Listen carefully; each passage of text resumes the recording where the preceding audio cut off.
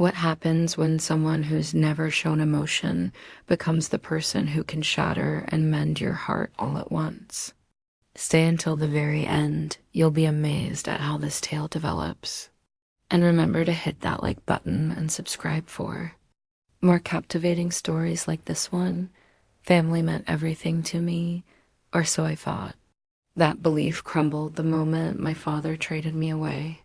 The scratching of pen against paper still echoes in my memory. That signature carried more weight than any promise I'd ever imagined making. What should have been simple ink on paper became the theft of everything I considered mine. My future, my choices, my identity. Dad couldn't meet my eyes as he signed that document. We were in the cramped back office of our family tailoring business. The air was thick with steam from pressed fabrics and the warmth of cedar. Those scents had wrapped around my childhood countless evenings, watching Papa hand-stitch bridal gowns while Mama sang softly from the kitchen. Tonight, though, those familiar aromas felt suffocating, like breathing in the end of life as I knew it. Vincent Reed towered across from us, imposing in his perfect black suit. The shop's flickering light caught the sharp angles of his face and that stern, expressionless mouth. People called him the man without a smile. Standing there, I finally understood the reason. His presence was like standing at a precipice, breathtaking, powerful, and ruthless. "She have security forever," Vincent's attorney explained, pushing the contract toward Papa. "Your debt's wiped clean. Your business saved." Papa's hands shook as he gripped the pen. "Forgive me, Anna," he whispered, though his words felt empty and brittle. "There's no other way." I wanted to shout that choices always existed. Instead, I stayed silent. I always did. Hours later, after the ink had set and Vincent had departed without acknowledging my existence, I discovered the letter. It was hidden in Mama's old recipe book, the one she'd reach for every Sunday morning when making her famous cinnamon rolls. The envelope was aged and yellow, sealed with unfamiliar wax. My fingers trembled as I broke it open. My beloved Mary. I don't know if forgiveness is possible after leaving things unresolved. I never intended for you to bear this weight alone. You rescued my son's life, and I disappointed you in return. I hope someday you'll understand. Tell Anna how proud I am, and tell Vincent I'm sorry. Grace my breath caught. I read it again, each word cutting deeper. Mama had worked for the Reed family. She had saved Vincent's life. Why hadn't she ever mentioned this? Why carry this secret to her grave? I pressed the letter against my chest, fighting the burning in my throat. All this time, I'd assumed Papa's debt was Vincent's only interest in me. But this letter suggested something deeper, something unfinished. Still, I said nothing. 2 weeks passed before I found myself in Vincent Reed's Boston Estates Grand Hall, wearing a dress I hadn't chosen, surrounded by strangers, marrying a man who acted like I was invisible. The air carried sandalwood and something sharper, perhaps whiskey. Dozens of candles lined the marble steps, their flames dancing through the crystal chandelier overhead. The quiet was overwhelming. No music, no family, no friends, just the hollow click of my heels on polished marble as I walked toward a future that wasn't mine to choose. Vincent waited at the altar like carved stone, his gray eyes focused somewhere beyond me. He never looked down, never acknowledged my presence. I might as well have been a ghost. I stood before him, gripping my silk dress to stop my hands from shaking. The minister's words buzzed in my ears like meaningless noise, reciting vows that felt more like prison bars than promises. "Do you, Vincent? Read, take Anna Collins as your lawfully wedded wife." For one heartbeat, I hoped he'd refuse, that he'd reject this arrangement and set me free. But his voice came cold as winter glass. "I do." My throat constricted. I could barely breathe. "Do you, Anna Collins, take Vincent Reed as your lawfully wedded husband?" My mouth opened, that the words tasted like ashes? I do. The ring slid onto my finger, cold metal placed by hands that felt like stone. He didn't squeeze my hand or offer a glance. He turned away before the minister finished pronouncing us married. Already walking away, just like that it was over. I remained frozen long after the room emptied, after the candles dimmed. My fingers found Mama's letter safely tucked in my dress pocket. What did she mean by, "Tell Vincent I'm sorry"? I had no answers, only a marriage built on silence and obligation, and the growing pain of knowing I'd become nothing more than a signature on paper. I lifted my chin, swallowed my terror, and whispered the same lie I'd been telling myself since the deal was made. I'll survive this. I have to. The penthouse wasn't what I'd expected.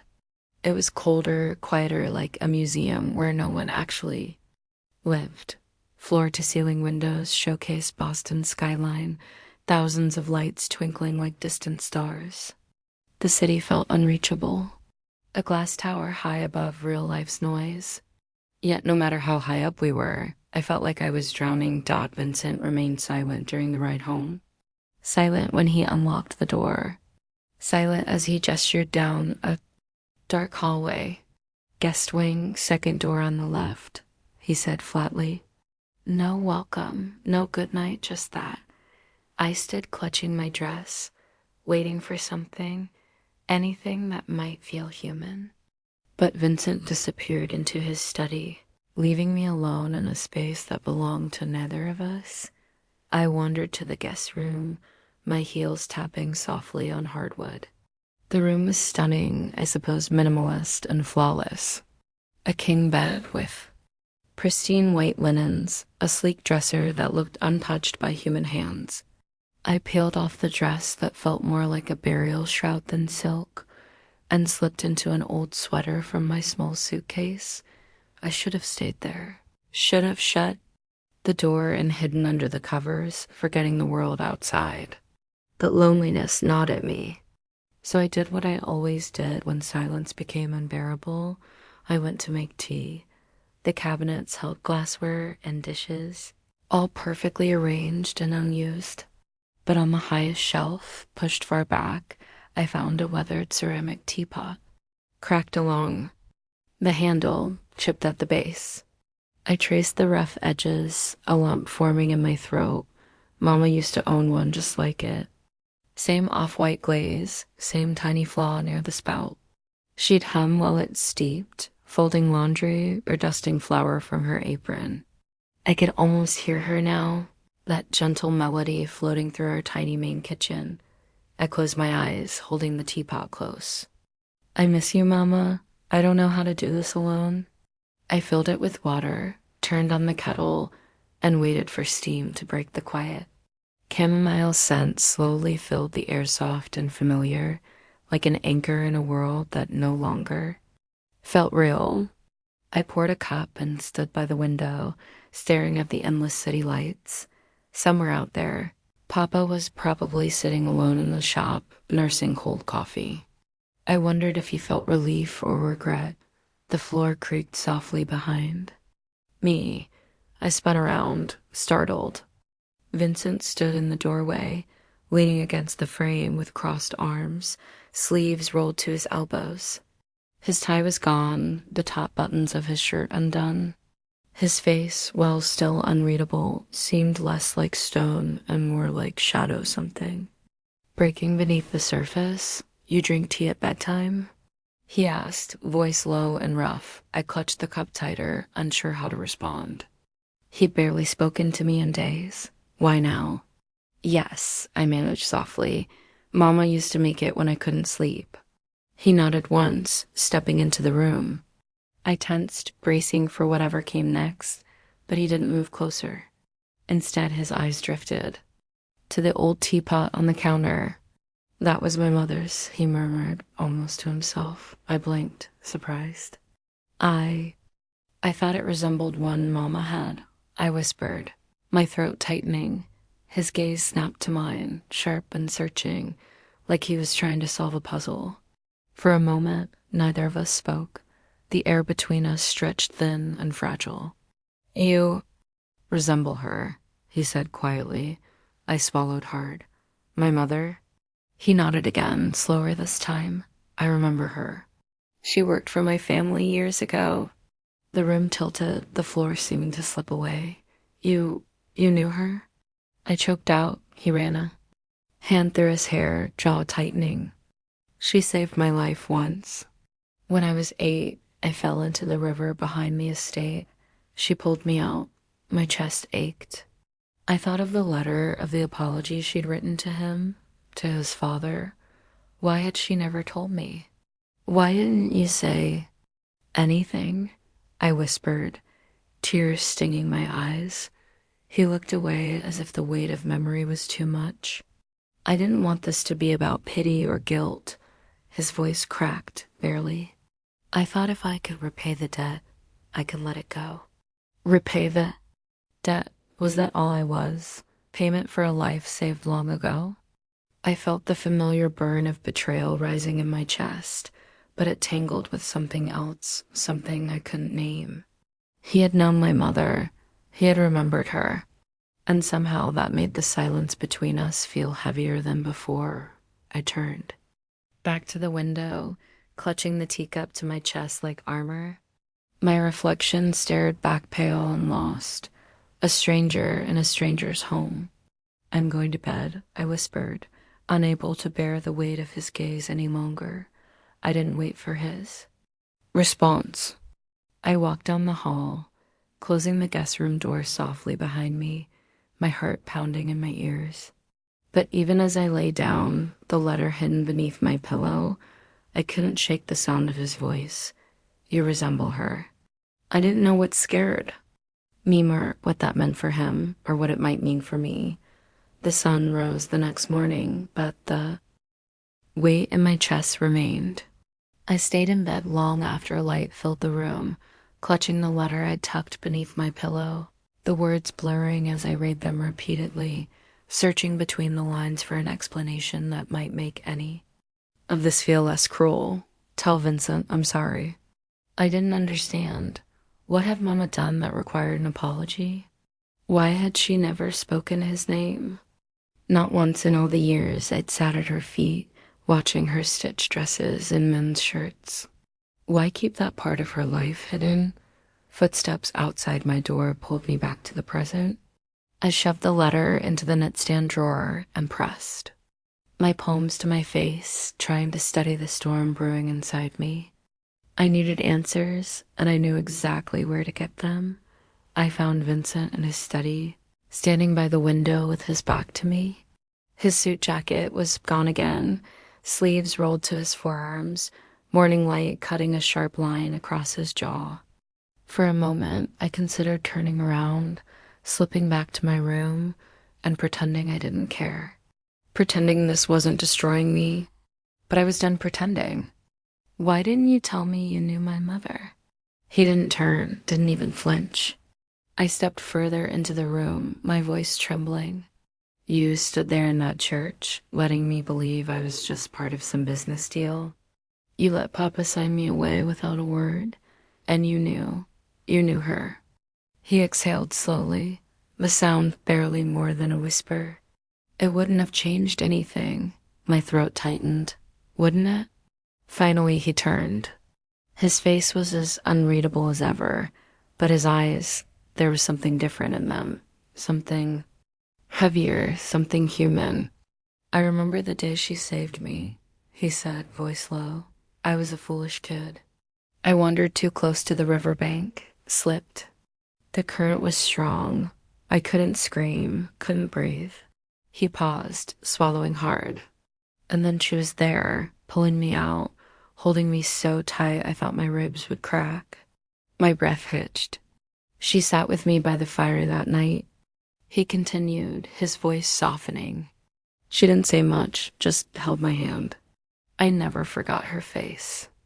I pressed a hand to my chest, willing my heart to slow. She wrote you a letter, I whispered, before she died. His brow furrowed. I never received it. I nodded slowly. She hid it. Maybe she was afraid.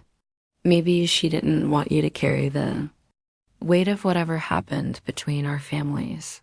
He leaned against the desk, rubbing a hand over his face. For the first time, he looked tired, not the polished, controlled man the world saw, but a man who had been carrying something too heavy for too long.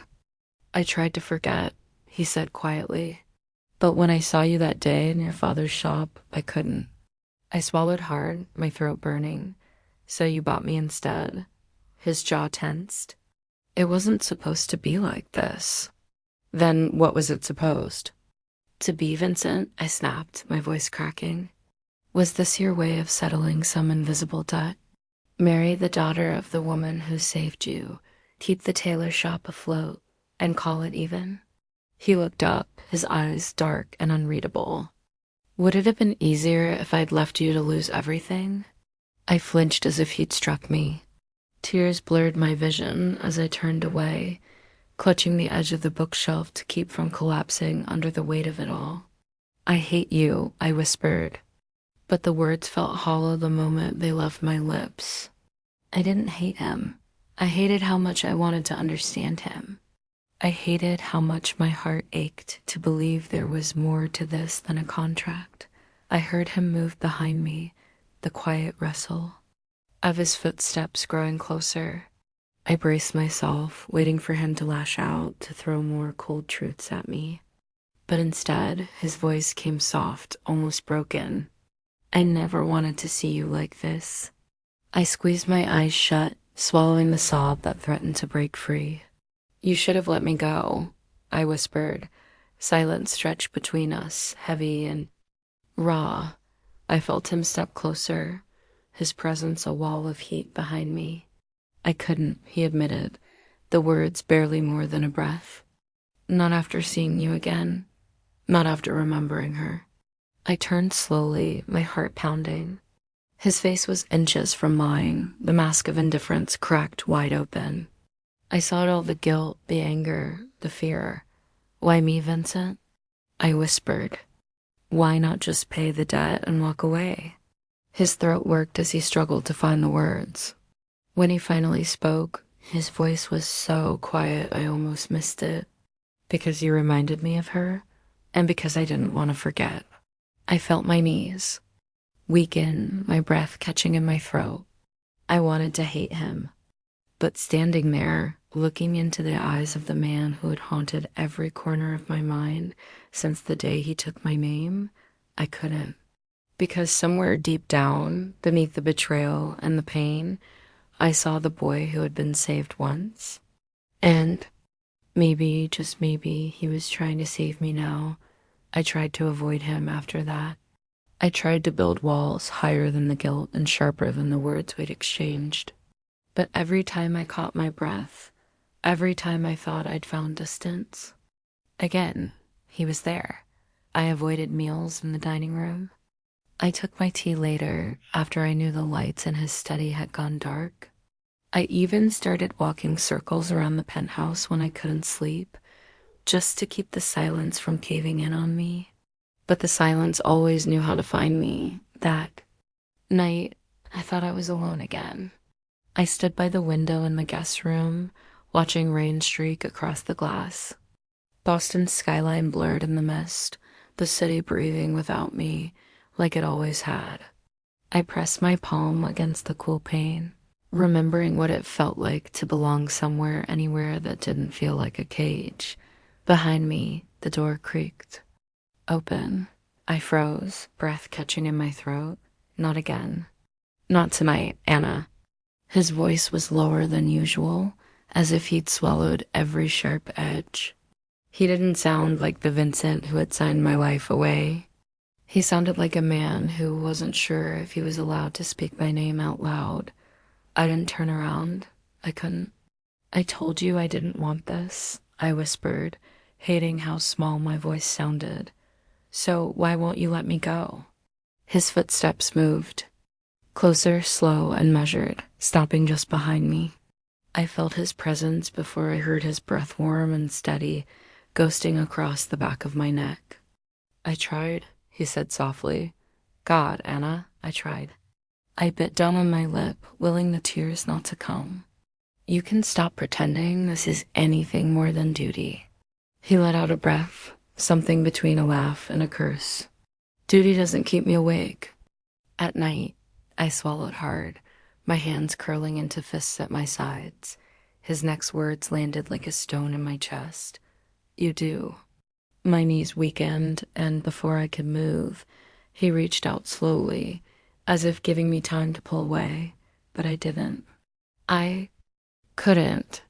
His hands slid around my waist, fingers trembling slightly as they splayed over my stomach, pulling me back against him. I felt the rise and fall of his chest, the warmth of his breath against my temple. You think I don't see you? He whispered. You think I don't hear you moving through this place like you're already a ghost? I shut my eyes, fighting the shiver that raced down my spine. You told me I was part of a contract, I choked out. That's all I've ever been to you. His grip tightened, not hard, not forceful, but enough to keep me from slipping away. You were once. I swallowed hard, tears burning at the corners of my eyes, then let me go. No. That single word cracked something open inside me. No? I whispered, breath hitching. Why? His forehead pressed against the back of my head, his voice breaking like glass. Because somewhere between the contract and tonight, I forgot how to let you go. My heart pounded so loud I thought he could hear it. I turned slowly, forcing myself to face him. His expression was raw, unguarded in a way I had never seen before. The cold, untouchable man I'd married was gone, and in his place stood a man. Unraveling before my eyes, I didn't know who moved first. Maybe it was both of us. Maybe it was neither. All I know is that one moment we were standing apart, and the next I was in his arms. His mouth on mine. It wasn't like I had imagined it would be forceful, angry, claiming. No, it was worse. It was slow, careful, like he was terrified I'd vanish. If he moved too fast. His lips hovered over mine, breathing me in before pressing down with a tenderness that stole the air from my lungs. I melted into him, my fingers curling into the fabric of his shirt, clutching him like a lifeline. He pulled back just enough to rest his forehead against mine. Tell me to stop, he whispered, his voice cracking. I should have. God, I should have. But the words never came. I slid my hands to his face, cupping his jaw as I shook my head. Don't. I breathed. Please, don't. Something inside him shattered. He kissed me again, deeper this time, his hands trembling as they mapped every inch of my skin, as if he was learning me by memory, like he never wanted to forget what it felt like to hold something real. I let him. I let him take every piece of me I had tried so hard to protect. And when the night stretched into something softer, slower, when I lay tangled in the sheets with my head on his chest, I realized something terrifying. I wasn't broken anymore. I had let him claim me. And somewhere in the wreckage of us, I had claimed him.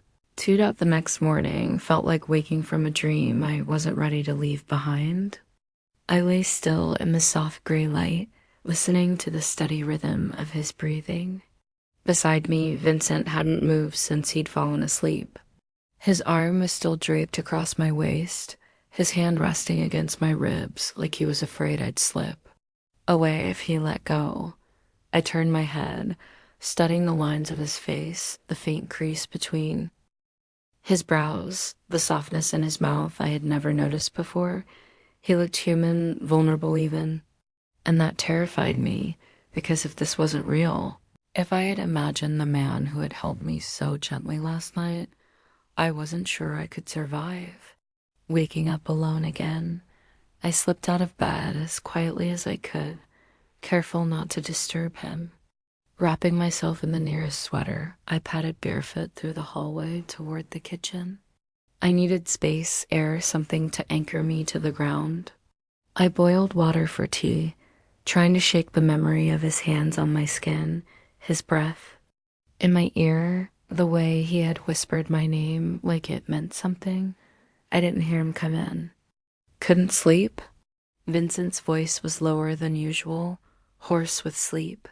I startled, nearly dropping the mug in my hand. He stood in the doorway, shirt rumpled, hair slightly tousled.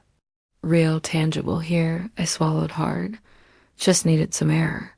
He nodded, stepping into the room. I watched him move, every step careful, like he was afraid of breaking whatever fragile thing had settled between us overnight. We stood in silence, the weight of the morning pressing down on us both. I couldn't take it anymore. I don't know what this means, I whispered. He leaned against the counter, crossing his arms over his chest.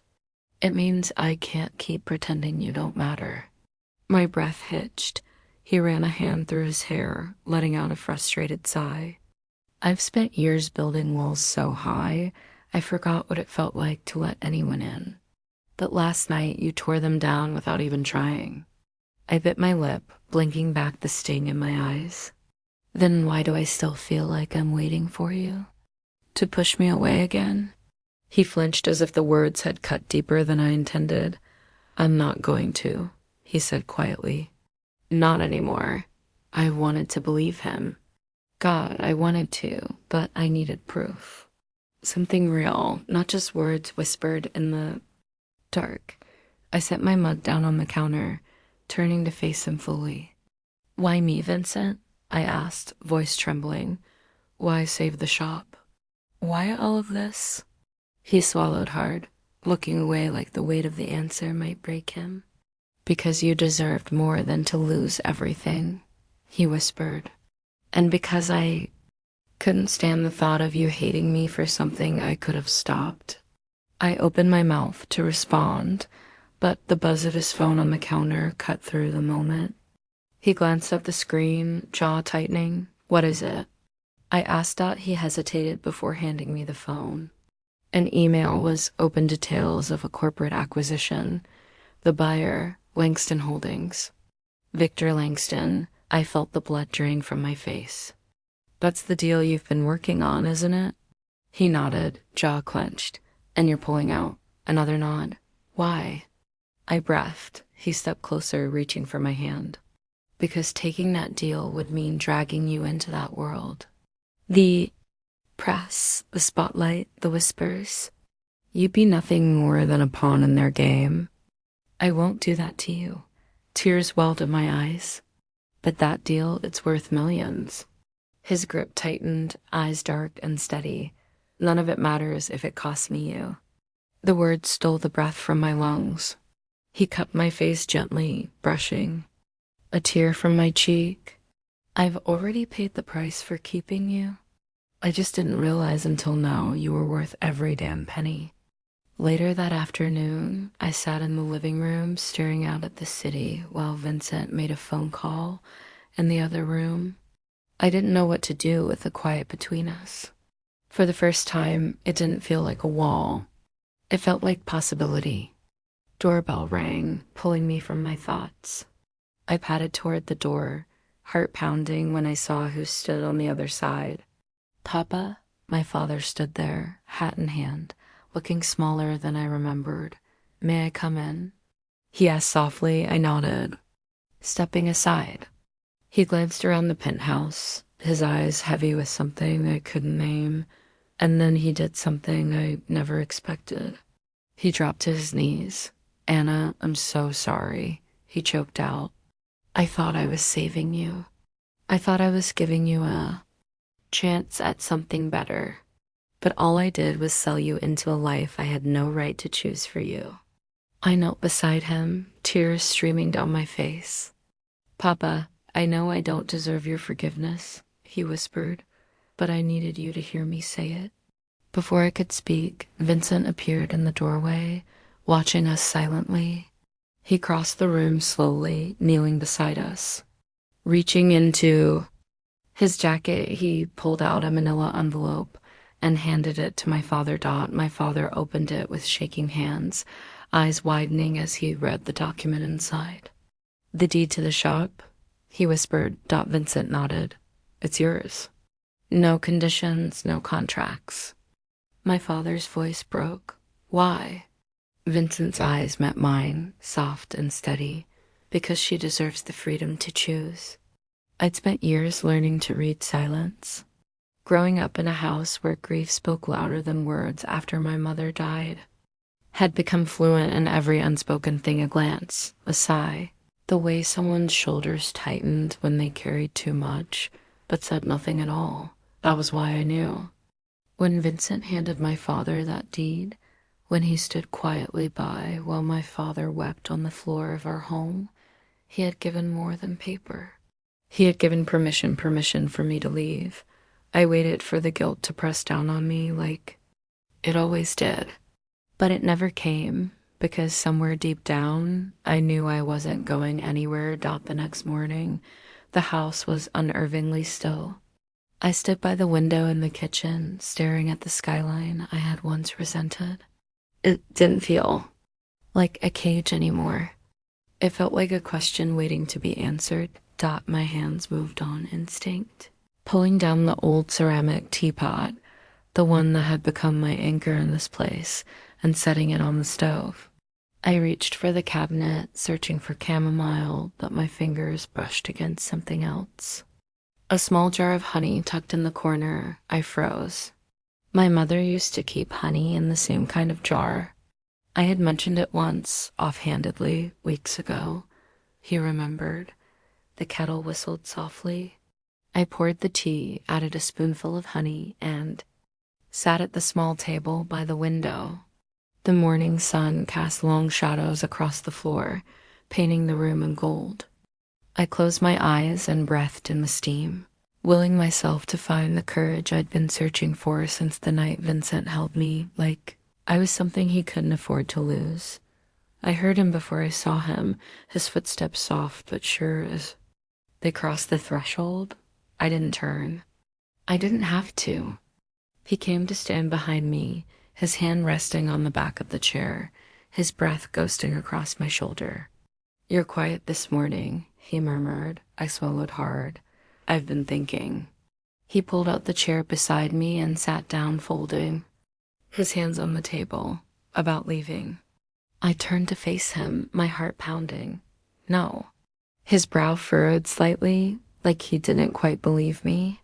"I've spent so long feeling like I was trapped," I whispered. But I realized I was never trapped. Was I?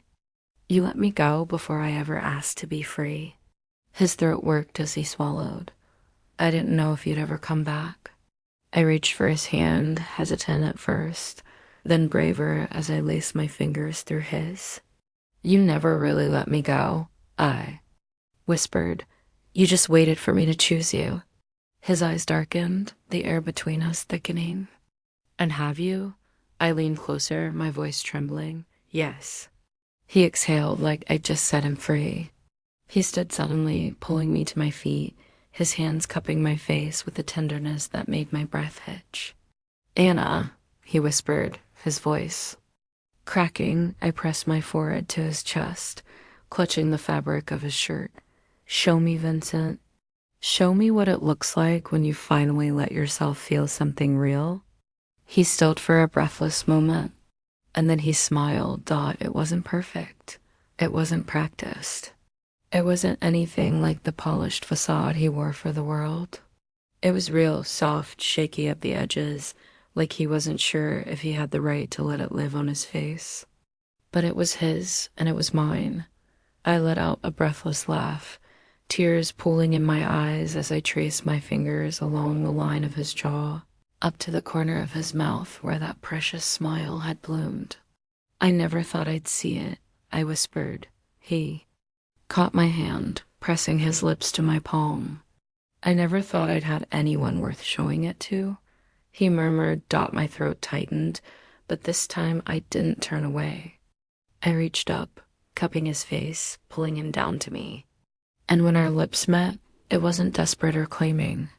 It was soft, slow, like we had all the time in the world to get this right, because we did. We spent the rest of the day in that quiet space, no contracts, no debts, no walls. Just two people learning what it meant to begin again. That evening, as the sun dipped below the city skyline, Vincent led me to the old bookshelf in his study. He pulled out a small leather-bound journal and handed it to me.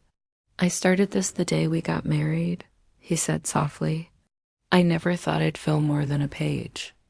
I opened it carefully, my breath catching as I saw the first entry, March 3rd. She walked in like she didn't belong. I think she might be the only thing in this house that ever has. I flipped the page and another, each one filled with moments.